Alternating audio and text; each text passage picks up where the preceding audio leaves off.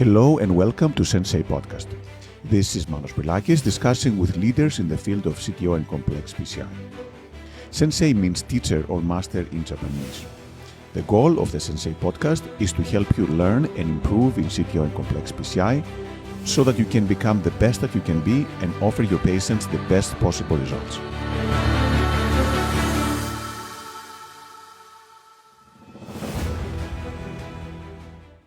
Hello, everyone, and welcome to Sensei Podcast. It is a great pleasure to introduce Dr. Risto Jussila, our guest today, a very established, excellent interventionalist from Finland. He's been doing this for a very long time, and he has great secrets of how to learn and how to improve. And Risto, thank you again for being with us this morning. Thank you, Manos. It's a great pleasure and great honor also. Thank you so much. So, Risto, as you said before, you have really been a complex CT operator for a long time. But if you go back in time, how did you get into intervention? How did you decide to do the complex areas?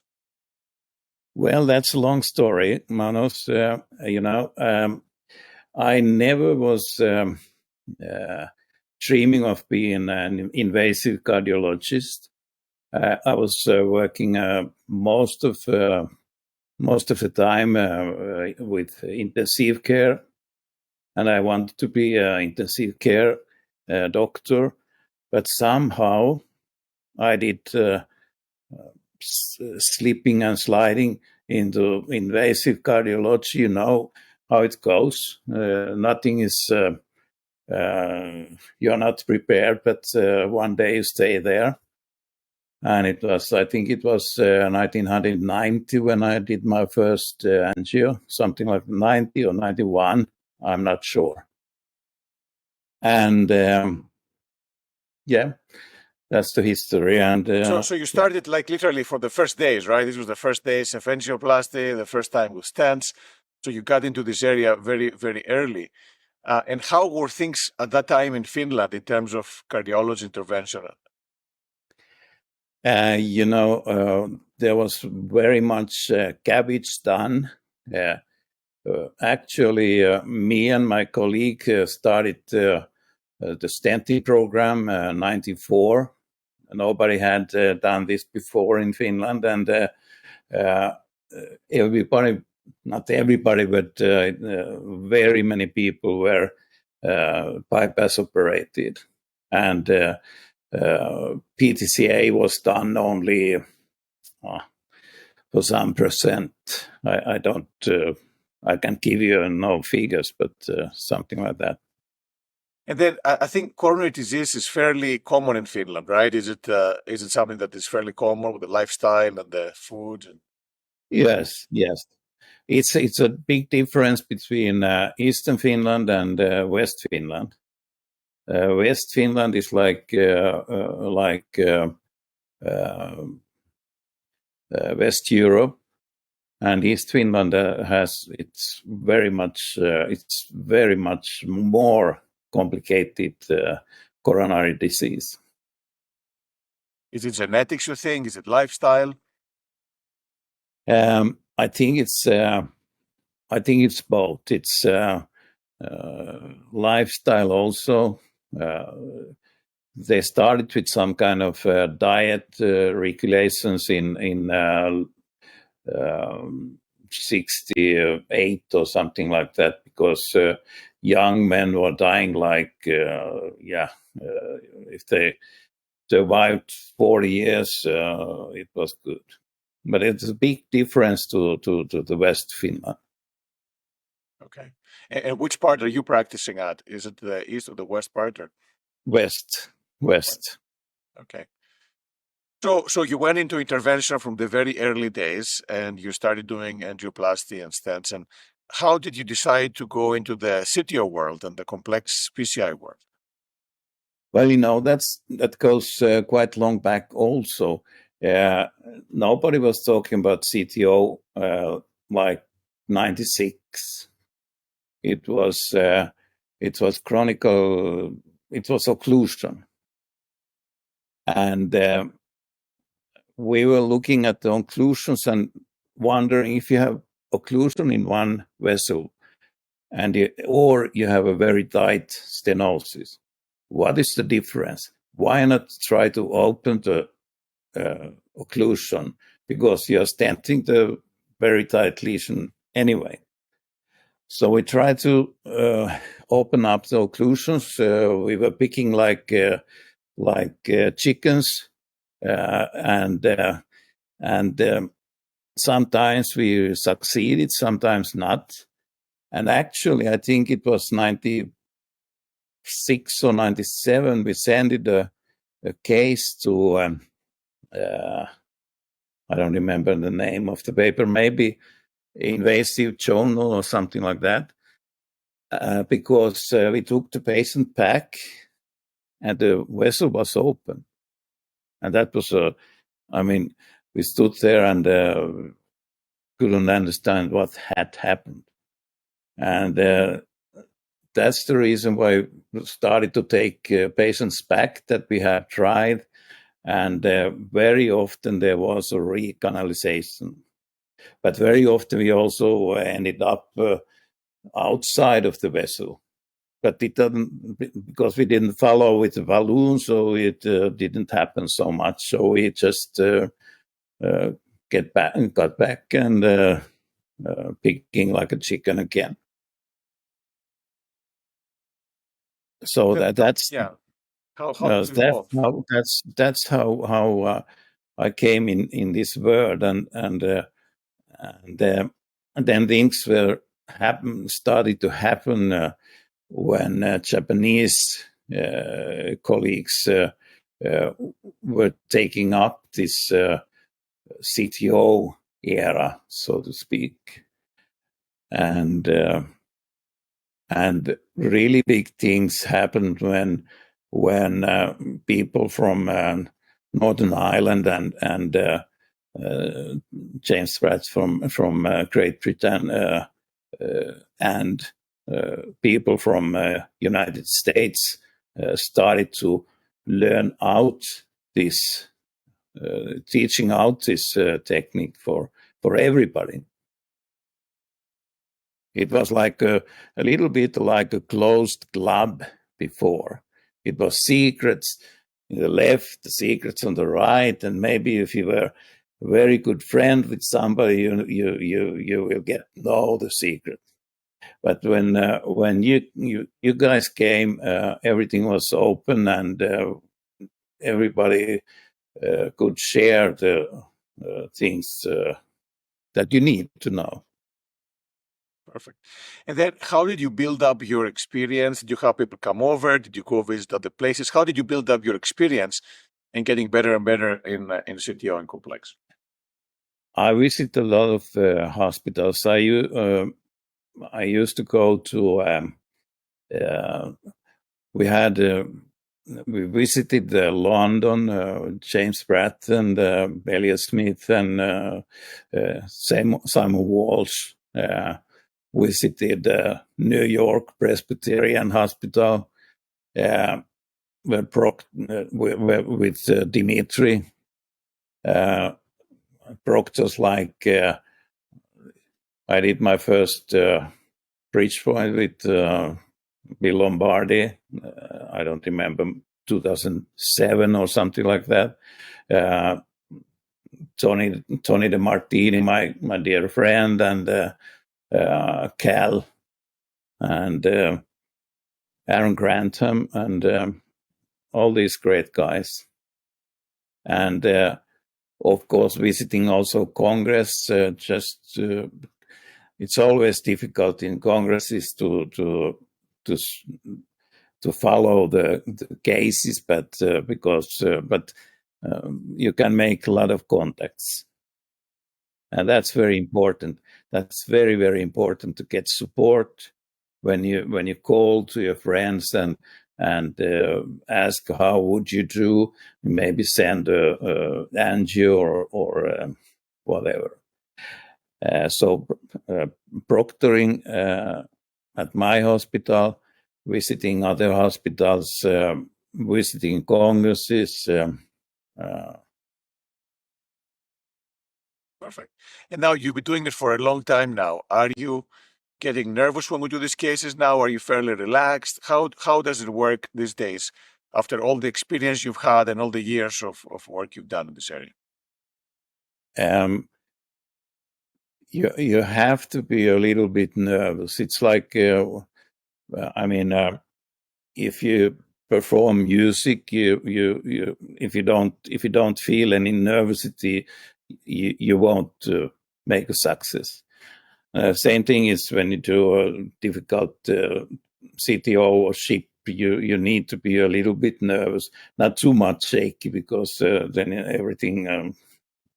everything is too difficult. But you have to be a little bit nervous, and you have to be also, same time as you're nervous, you have to be very humble. Yeah, and you're absolutely right, because that's an area where things still don't work. And how does it go? Let's say things don't work or you have a complication. How easy is it for you now after all this time to address this? Do you get depressed? How do you handle these situations? If you have a severe complication, and the worst thing can happen when you are doing these cases, and of course I feel depressed. I feel depressed, and that case will always. I can see the cases where the complications have been still after several years. But of course, the depression goes over, and you can talk with your colleagues, or you can call to your proctors or mentors or like that. Yeah, no, absolutely. And this is you have to. I mean, if the depression takes over, you have to just quit, because you have to be able to take complications. Yeah, absolutely. It's a very tough thing, as you say. It takes time.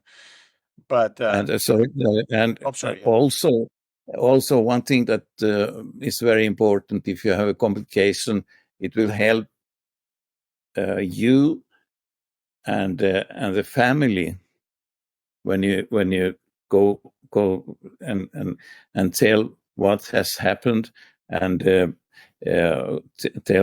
tell everything. And of course, you can't come in with medical details if they are not doctors. But anyway, that helps everybody. absolutely. And again, it's never easy, but it's one of those things that one has to get used to if doing this line of work, given the complications can and will happen even in the best operators in the world. So, Risto, in terms of learning and getting better, what are the things that you found the hardest to learn from the CTO PCI area?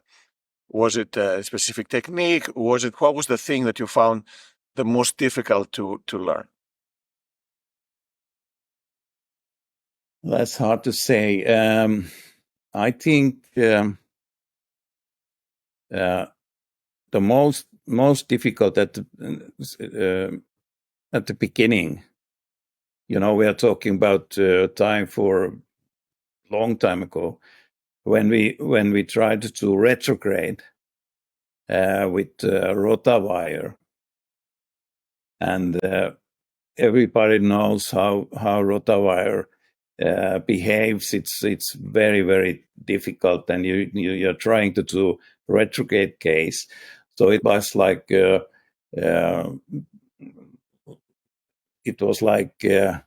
God's hand when we got all these retrograde wires. So that was very, very difficult, I think. I was not so old PCI operator, so I could very fast go over the CTO techniques without having anxious about going outside, going subintimal and things like that. So, but retrograde with rotawire also, it was terrible. Yeah, no, we're lucky now. We have RG3, R350, Yeah. many other wires to make our life so much easier. Yeah. Now, Risto, in terms of keeping in good shape, I know that Finland has some challenges with weather, of course, and now, for example, it's the summertime and the light is there all the time. How do you maintain good? How do you keep in good shape? What do you do to keep in good shape for this demanding schedule you have? You have to have some kind of exercise because it's physical work you are doing, and swimming is very good. Here you can swim year around if it's okay for you to swim in the ice. You can. We play a lot of badminton with my colleagues and with my friends. Not so much with my colleagues no more because they are also old, but with my friends. And I think that's. I'm not joking. I'm walking. I never liked jogging. So badminton and swimming is my thing. Well, swimming in the ice sounds a little challenging. Do you wear like a wetsuit, or how do you keep warm in there? I have a hat. Okay. Because it's so cold, you need to have a hat, and I have a lot of hair, so it's really cold. Otherwise, it's not so cold.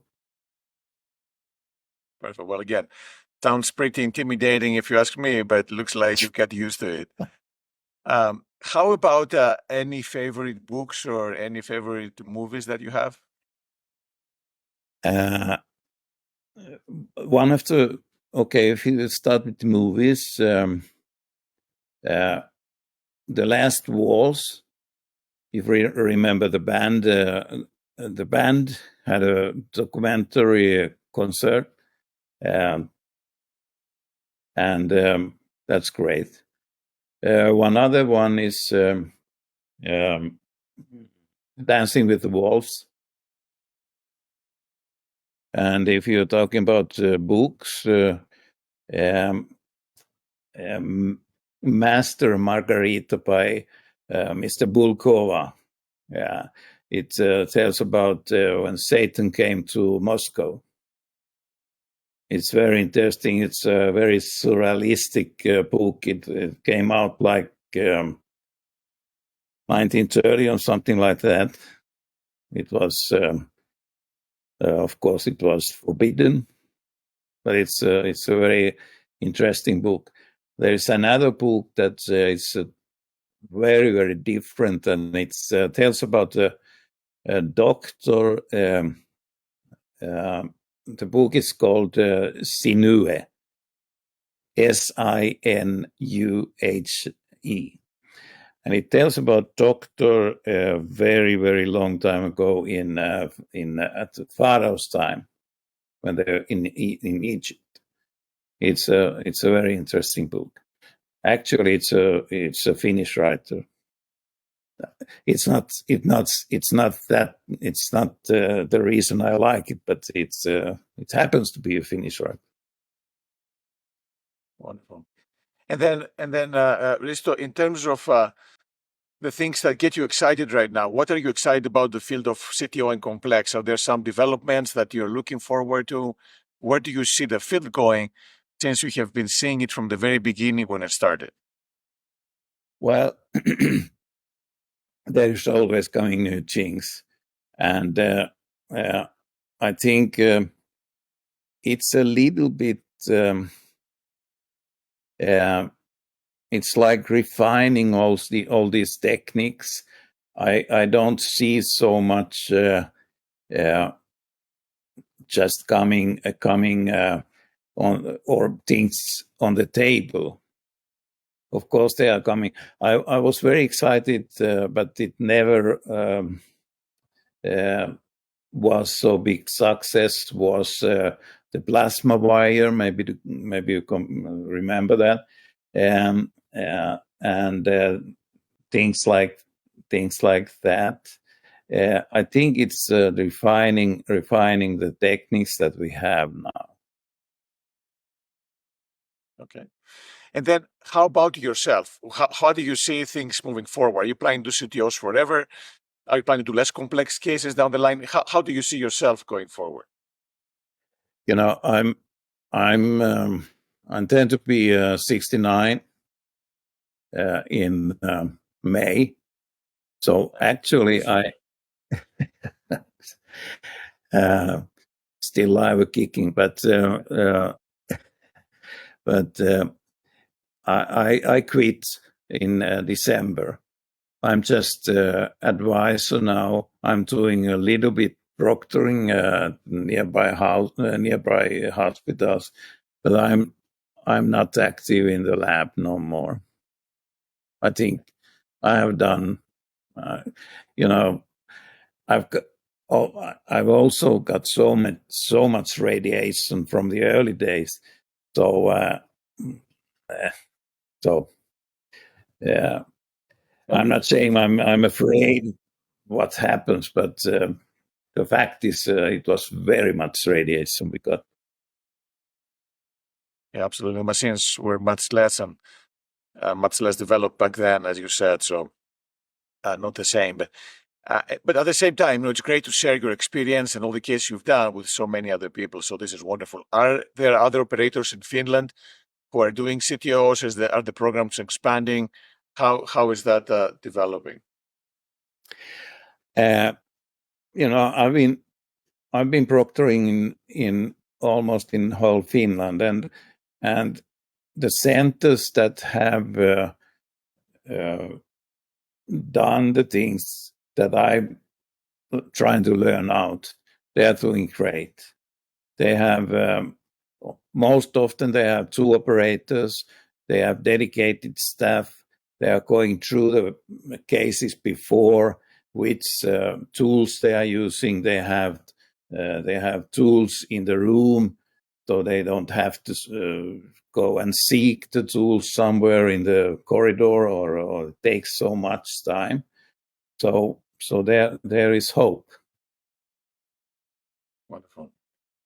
And then in terms of other people, if they want to learn this, now you have done it for so many years and you have taught so many people, what would be your advice for the new operators or the fellows, the young operators who want to learn and get better in CTO and complex PCI? I think they should visit other hospitals, take contact, have contact net, so they can call to somebody, call from Finland to Norway or somewhere and ask, can I come and see how you work?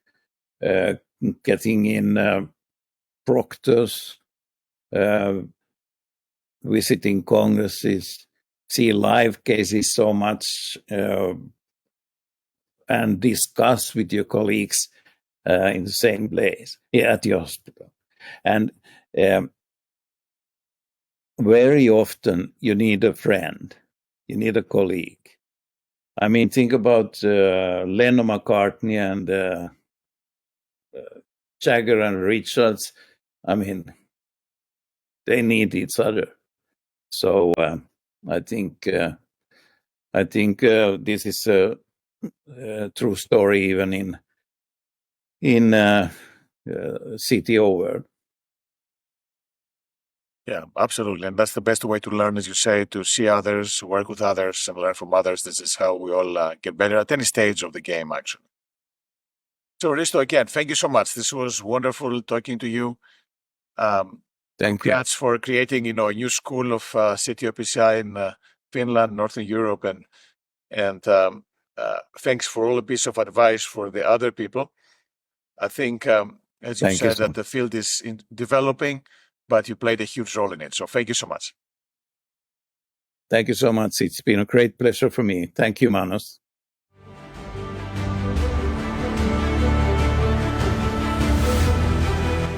Thank you for listening to the Sensei podcast.